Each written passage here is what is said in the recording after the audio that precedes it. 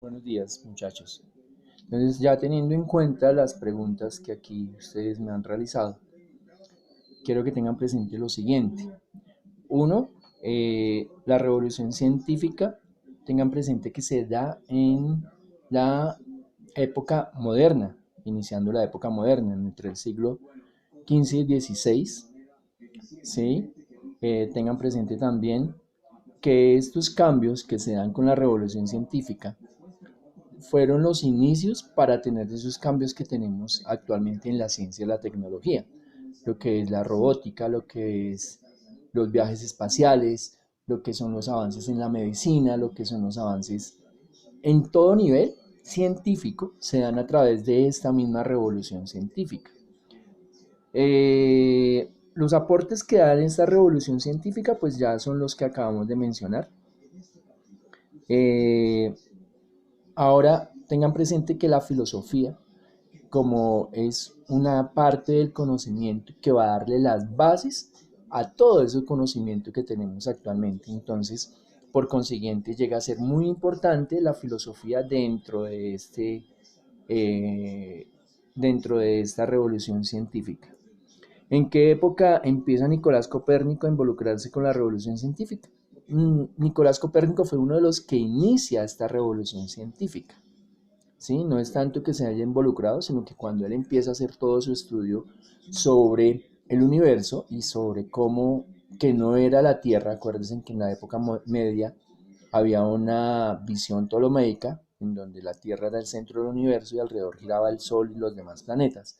Copérnico hace todo lo contrario. Copérnico empieza a decir que la Tierra, que no es la Tierra, sino que la Tierra gira alrededor del Sol y que es el Sol el centro de este universo. Pero Copérnico empieza a decir que lo hace de manera circular, ¿sí? Entonces allí tengan presente esta parte que es Copérnico muy importante dentro de esta revolución científica. Entonces también tenemos otras preguntas como por ejemplo, ¿qué nociones o cambios racionales trajo la realidad, la revolución científica? Todos esos cambios que tenemos actualmente. El hecho de la telefonía celular, el hecho de la telefonía satelital, el hecho de el internet, de la internet, todos esos avances que actualmente nosotros tenemos y que utilizamos, también juegan un papel fundamental dentro de esta revolución científica. ¿Qué logró la revolución científica? Pues ya lo hemos dicho, ¿sí? Todos los avances que nosotros tenemos. Mm, ¿Qué creencias desmintió la revolución científica? La principal, el cambio de concepción teocéntrica que había en la época media. Acuérdense que la época media era un pensamiento teocéntrico en donde la iglesia tenía un gran poder, pero con esta revolución se logra un poco desmitificar esta parte. Entonces ya se empieza a tener una gran importancia a la ciencia y se empieza a desmentir toda la parte religiosa que se da. Además, como la iglesia empieza a perder poder, pues de esta manera, pues llega a ser fundamental esta revolución científica. Vuelvo y repito, ¿qué creencias desmintió? Pues la creencia principalmente que la Tierra era el centro del universo y que alrededor giraba el Sol y los demás planetas. Desmiente esta teoría y a la vez hace un poquito caer la parte religiosa en donde se tenía pues este pensamiento teocéntrico y pasa a ser un pensamiento antropocéntrico. Giordano Bruno, pues Giordano Bruno fue también de los principales representantes de esta revolución científica. Giordano Bruno empezó a decir que precisamente lo que decía Copérnico era cierto y él empieza como a dar de una u otra manera bases para esta revolución.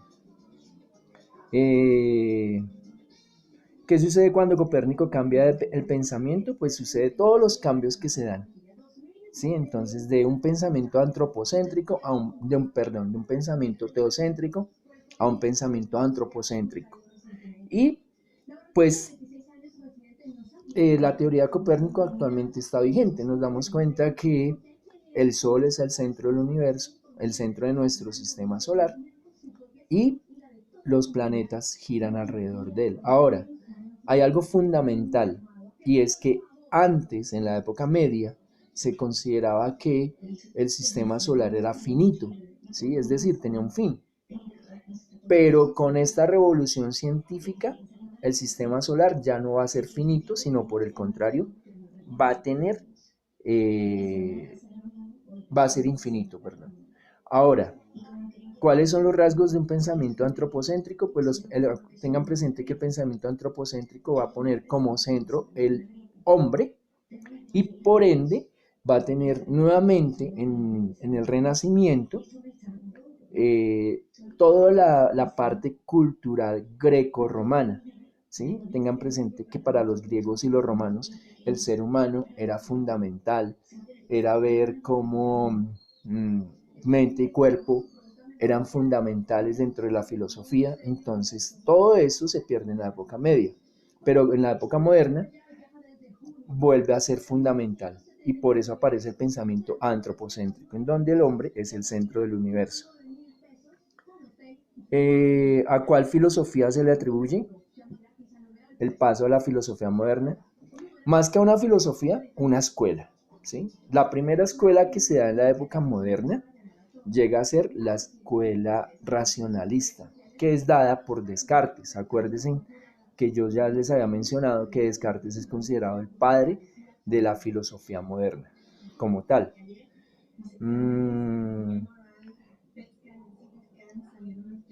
¿Con qué fin decía Kepler que no había movimientos circulares sino movimientos elípticos dentro del sistema de Copérnico? Sencillamente Kepler, tengan presente que Kepler llega a ser un matemático, ¿sí? Ahora, por ahí había otra pregunta en donde me decía algo de la matemática. La matemática llega a tener bases filosóficas. Acuérdense que dentro de la filosofía antigua, Pitágoras, que es presocrático, es el que hace el teorema de Pitágoras y el teorema de Pitágoras es fundamental dentro de la matemática. Por consiguiente, en la revolución científica, la matemática llega a ser fundamental para lograr, digamos, esas medidas que se dan, ¿sí?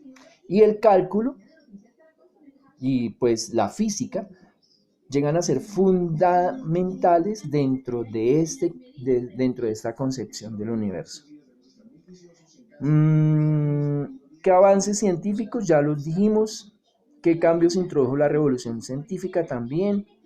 ¿En qué influyó el cálculo infinitesimal en la revolución científica? El cálculo no es que influya, sino el cálculo empieza a surgir allí, con todos los parámetros que da Kepler dentro de su teoría como tal.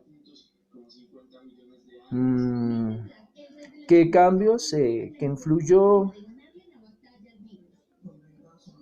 Y por último, podríamos mencionar también que los antecedentes de esta revolución, pues tengan presente que ya estaba finalizando la época media, entonces con la época media se dan una serie de pestes, desaparece el imperio bizantino, entonces todo esto es lo que llega a generar. Además, el simple hecho de volver nuevamente a ver al hombre como centro de todo va a dar el principal cambio, ¿sí? En donde no se va a ver el hombre solamente como una creación divina, sino como aquel ser, perdón, que llega a ser fundamental dentro de la época moderna. Espero con eso pues ya haber aclarado un poco las preguntas que ustedes hicieron. Espero también que estas preguntas que ustedes realizaron las hayan hecho con el fin de aclarar un poco más, no de hacerlo porque sí, sino de aclarar un poco más este tema. Que estén muy bien.